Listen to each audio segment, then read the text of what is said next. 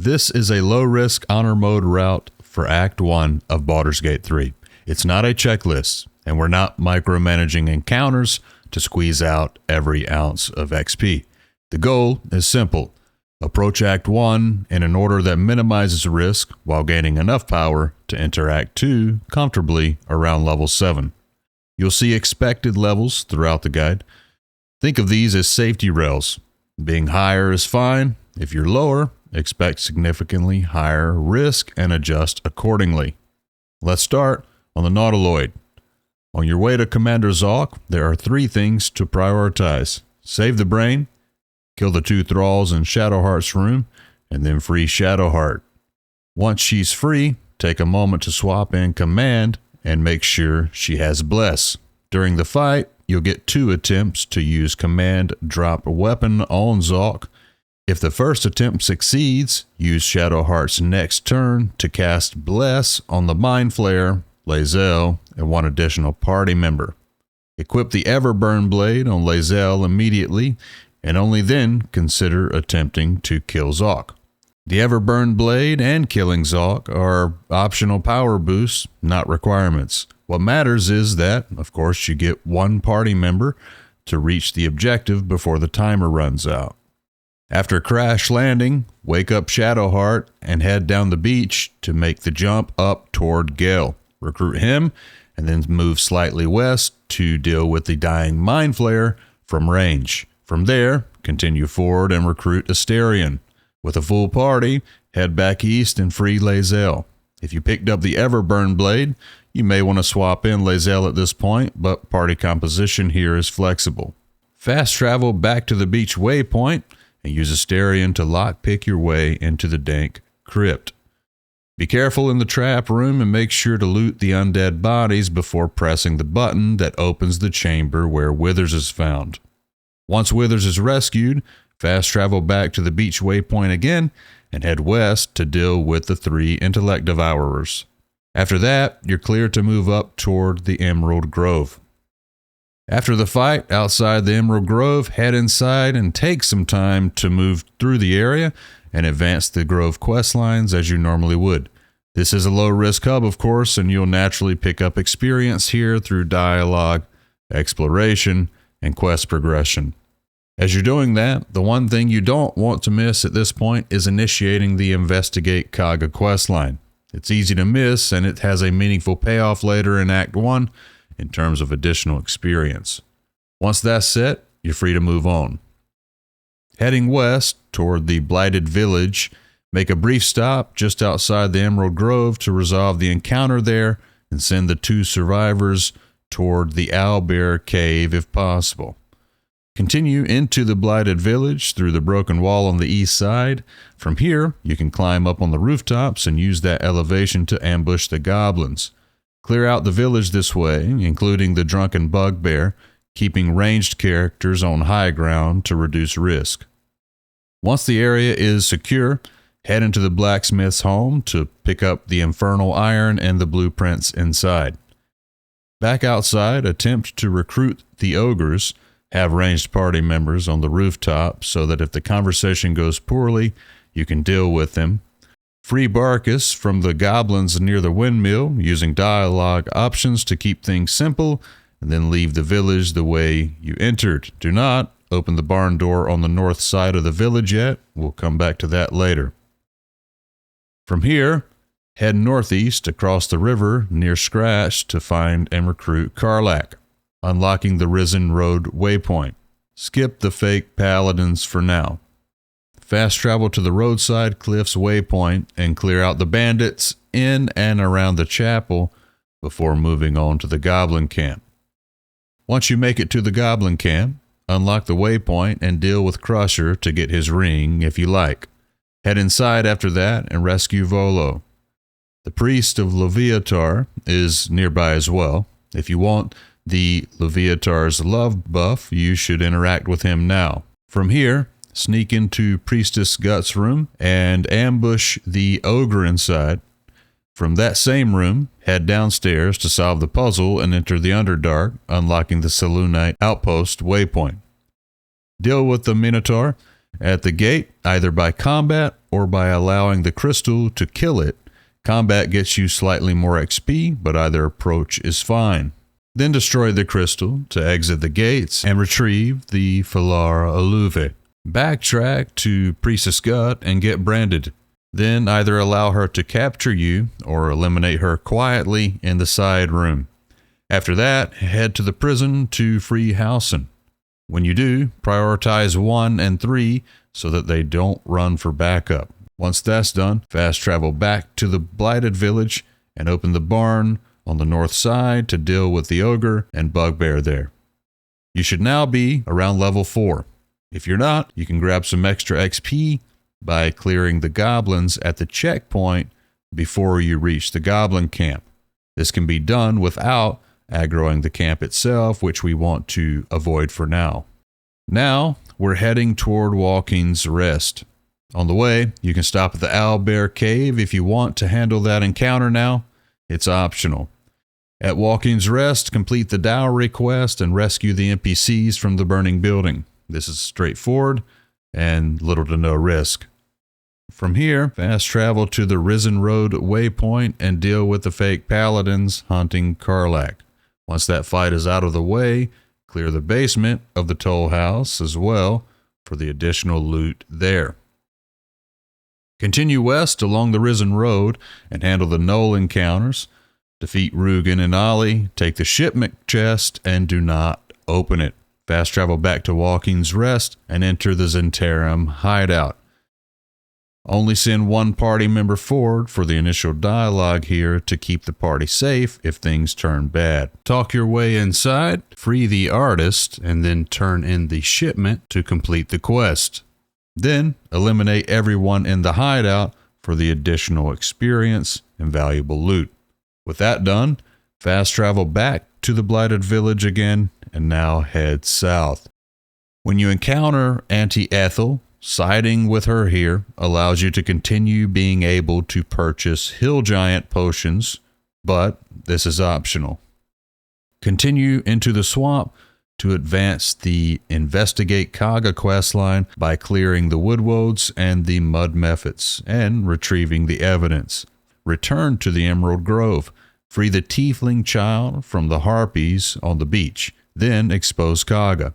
Convincing her to side with you makes the fight easier, while killing her yields more loot and experience. Choose whichever option you prefer. Now head back to the Goblin camp, specifically in the room where Priestess Gut was originally, and destroy all of the war drums in sight, as well as the drum in the adjacent room. Once that's done, clear out the goblins in that same room, and deal with the goblins in the entrance room if you want the extra experience now. After that, handle Minthara. If you want to keep her around for later acts, make sure you knock her out rather than kill her. Clear the goblins in the front of the prison if they're still alive, and then take out Dror Ragslin and loot the room behind him. With the goblin camp interior resolved, head back to the Emerald Grove and wrap up the quest line there. Now fast travel back to the Zentarum hideout and enter the Underdark from there. This gives you elevation advantage against the 2 Minotaurs, which keeps the fight controlled. You may also encounter the Boulette here. This route doesn't assume you kill it. If it shows up and helps damage the Minotaurs, that's a bonus. If you end up killing it later, that's simply extra benefit, but it's not required. Once the Minotaurs are dealt with, move on to the Myconid colony. Advance the quest lines here, as you normally would. Make sure to pick up the boots from Thula. Then speak to the Sovereign and recruit Glut before heading out to deal with Balin in the Bibberbang field. After resolving that, grab the Noble Stalk in that same area and turn it in to complete the quest. At this point, use Glut to resurrect one of the Minotaurs and set up for the Spectator fight. This encounter is dangerous if taken head-on, so don't rush it. Bait the Spectator out with a single party member if needed, then engage from an elevated position inside the outpost. Once the Spectator is down, head to the beach and clear out the Dwergar there. If Glut is still alive afterward, deal with him next. Make sure to pick up at least one Susur flower near the Susur tree, and then move on to the Arcane Tower to resolve everything in that area. Fighting Bernard is optional and safe as long as you don't commit the entire party. Across from the path you took leading to the Arcane Tower, you'll find an opening that you can climb down into. Watch out for the exploding mushrooms. The fight inside is trivial and grants a large amount of experience for very little risk. Finally, head up to the Susur tree to deal with the Hook Horrors and Filro. Use positioning and stealth to avoid getting overwhelmed by the terrain. The Bullet may appear here. Again, this route does not assume you kill it, but if you do, that's simply extra benefit. Don't forget to grab the Susur bark from the tree, and at that point, feel free to fast travel to Blighted Village and head to the blacksmith's house to resolve that quest with the bark in hand, if you like. Next, kill any goblins left alive inside or outside of the goblin camp, and head west of Waukeen's Rest to fight the Githyanki patrol there. If you convinced Lump earlier to ally, now's a good time to use the horn to call him. After the Githyanki are dealt with, if Lump and his friends are there and alive, kill them next. Now, head into the mountain pass and take the first right. Skip the Death Shepherds for now. We'll come back later at a higher level. Speak with the vendor at the pass entrance and pick up the Githyanki egg quest. Then continue on to the monastery. Inside the monastery, clear out the kobolds. This is a straightforward fight and a really good source of low-risk experience. Make sure to finish off any enemies that are hiding in the barrels before moving on. From there, head up to the roof and deal with the giant eagles. Letting the ancient eagle call reinforcements brings in additional enemies and extra experience, and that's safe to handle at this point. Once that's done, return to the Underdark beach waypoint and take the boat to Grymforge. As always, leave one party member behind when boarding to keep that transition safe. At Grymforge, start by speaking with Brithvar and attempt to ally with him. This makes the near situation much easier to control later. From there, deal with the scrying eye by tossing it over the edge, and then begin clearing isolated Duergar. Focus on enemies that are at the docks, any side rooms, and the upper walkways first, avoiding large group pools. On your way toward the Rune Powder Gnome, take care of the Maragon Legionnaire and the nearby enemies as well. When you reach the gnome, resolve that situation however you prefer and secure the rune powder. With the rune powder in hand, bring it back to free Nier and initiate that fight. Once Nier is dead, convince the Duergar that you allied with to release the gnomes. After that, betray them and then clear out those remaining Duergar. Remove Nier's head and fast travel to the Myconid colony to report back to the Sovereign. If you save the gnomes, let Thula know as well. Finally, return to Grymforge and head to the Adamantine Forge. Pick up the amulet there, and then defeat Grym. This fight is very safe when handled from the high ground. Simply shoot the switch to release the lava, and then toss objects down at Grym until it is defeated. Before pushing back into the mountain pass, this is a good time to deal with Auntie Ethel. If you want the permanent stat increase, you'll need to accept her offer when she initiates dialogue at low health. Next, fast travel to the Blighted Village and pick up the Necromancy of Thay. You can read it to gain the Forbidden Knowledge permanent buff, and after that, you can either hold on to the book or destroy it now for the experience. The enemies that spawn won't be a problem at this point. Now drop down the well and clear the spider area, including the phase spider Matriarch. Proceed into this fight with caution, use good positioning, and try to deal with the spider eggs first for an easier time. If there are any remaining surface encounters that you want resolved before the mountain pass, now is the safest time to do so. After that, we'll head back into the mountain pass and then deal with the two Death Shepherds there. make sure they go down close together so that they don't resurrect one another. Kiting helps a lot here. After that, speak with Elminster near the Shadow-Cursed Land's entrance, and then return to camp and resolve that conversation before continuing on.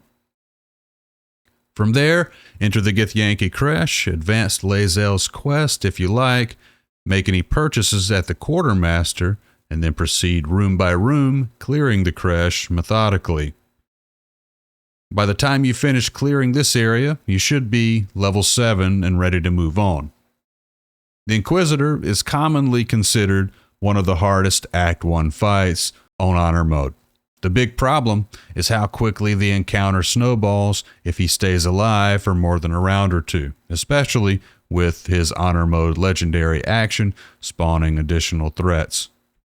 Even at level 7, this fight rewards one thing, ending it fast. So if you don't want to take that risk, treat this as optional. You can bypass the fight and still go for the blood of Lathander by moving past the Inquisitor, then taking the secret entrance. Keep part of the party at a safe distance outside of the monastery as a fallback. And that's the end of Act 1. If you followed this route, you should be entering Act 2 around level 7 with permanent power online and without having taken unnecessary risks. Honor Mode is mostly decision making and risk management, knowing which fights to delay and always having a way out. Now, take a long rest and head into Act 2. Good luck. Take care.